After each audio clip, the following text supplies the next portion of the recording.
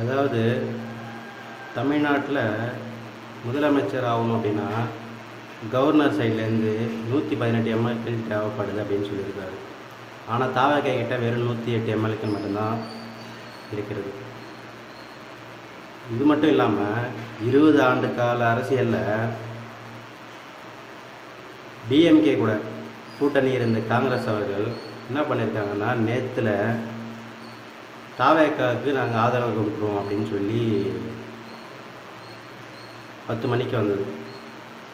அப்புறம் காங்கிரஸுடைய கிஷோர் ஜோடர் என்ன சொல்லியிருக்காங்கன்னா, 11 மணிக்கு ப்ரெஸ் மீட்டில் இருக்குது, ப்ரெஸ் மீட்டில் நாங்கள் அனௌன்ஸ் பண்ணுறோம் அப்படின்னு சொல்லியிருந்தார். அப்புறம் 11:40 ஆகிடுச்சு, இன்னும் ப்ரெஸ் மீட் கொடுக்கல அப்படின்னு சொல்லிட்டு சோஷியல் மீடியாவில் பயங்கரமாக போயிட்டு இருந்தது. இல்லை 2 மணிக்கு கண்டிப்பாக கொடுக்குறோம் அப்படின்னு சொல்லிட்டு இந்த பக்கம் நியூஸு என்ன பண்ணியிருக்காங்க அப்படின்னா, 1:40 2 மணிக்குள்ளே கொடுக்குறோம் அப்படின்ற மாதிரி சொல்லியிருந்தாங்க. என்ன பண்ணியிருக்காங்கன்னா, 2 மணிக்குள்ளேயே, அதாவது 2 மணிக்குள்ளே என்ன பண்ணியிருக்காங்கன்னா, தமிழ்நாட்டில் இருக்கிற காங்கிரஸ் பெரிய தலைவர்கள் என்ன பண்ணியிருக்காங்கன்னா, தாவேகா தலைவர் அவர் வீட்டுக்கு போயிட்டு நாங்கள் தாவேகாவுக்கு ஆதரவு கொடுக்குறோம், அதாவது அவங்கக்கிட்ட 5 எம்எல்ஏக்கள் அதில் என்ன பண்ணியிருக்காங்கன்னா, 5 எம்எல்ஏக்கள் அவங்க இருக்குது அப்படின்றதுனால நாங்கள் உங்களுக்கு தாவேகாவுக்கு ஆதரவு கொடுக்குறோம் அப்படின்னு சொல்லிட்டு லைனும் போட்டாங்க, கையும் கொடுத்துட்டாங்க, எல்லாம் ரெடி ஆகிடுச்சு. இன்னும் நம்மளுக்கு 3 எம்எல்ஏக்கள் தேவைப்படுது. அதாவது 118 எம்எல்ஏக்களுக்கு 113 எம்எல்ஏக்கள் வந்துருச்சா, இன்னும் 3 எம்எல்ஏக்கள் என்னவோ தேவைப்படுது.